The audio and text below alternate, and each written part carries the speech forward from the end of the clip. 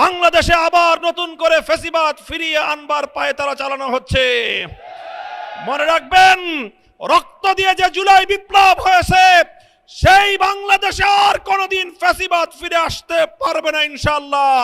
প্রকাশ্য নাটক সাজিয়ে সন্ধ্যার পর থেকে সূক্ষ্ম ইঞ্জিনিয়ারিং এর মাধ্যমে টার্গেটকৃত ব্যক্তিদেরকে জাতীয় সংসদে যাওয়ার পথে প্রতিবন্ধকতা সৃষ্টি করা হয়েছে। 12ই ফেব্রুয়ারি মানুষের ব্যালটের অধিকারের সাথে নির্মম তামাশা করা হয়েছে। তর্কিত একটি নির্বাচনের পরবর্তী আজকের এই 11 দলীয় প্রতিবাদ সমাবেশে উপস্থিত সংগ্রামী সভাপতি, সংগ্রামী সমাবেশ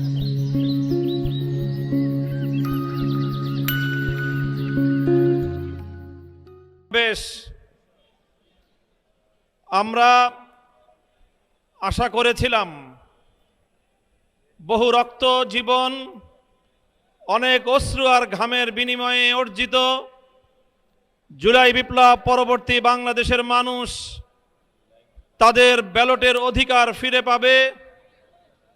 কিন্তু দুর্ভাগ্যজনকভাবে 12ই ফেব্রুয়ারি মানুষের ব্যালটের অধিকারের সাথে নির্মম তামাশা করা হয়েছে।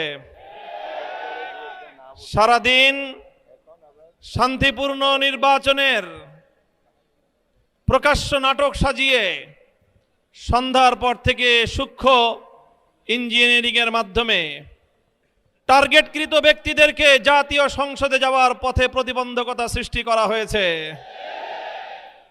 ডিপ স্টেটের এজেন্ডা বাস্তবায়ন করতে বাংলাদেশের জনগণের অর্থে লালিত প্রশাসন ব্যবহৃত হয়েছে।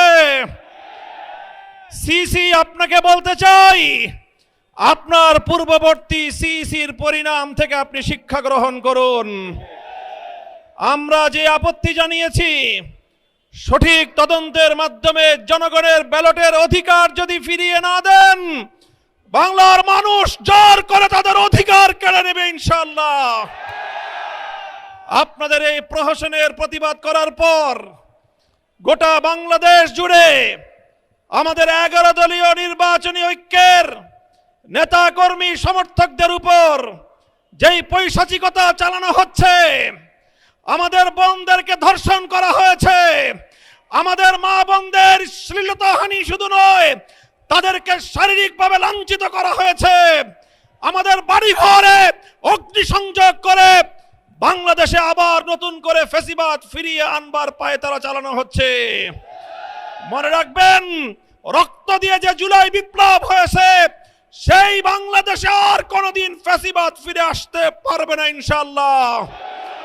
পুরনো ফ্যাসিবাদীদের সাথে সখ্যতা করে বাংলাদেশের রাজনীতিতে যদি তাদেরকে আপনারা প্রবেশ করবার সুযোগ তৈরি করে দিতে চান, যেই পথ ফ্যাসিবাদকে ফিরে আসার জন্য তৈরি করবেন, সেই পথ দিয়ে আপনাদেরকে দিল্লিতে বিতাড়িত করা হবে।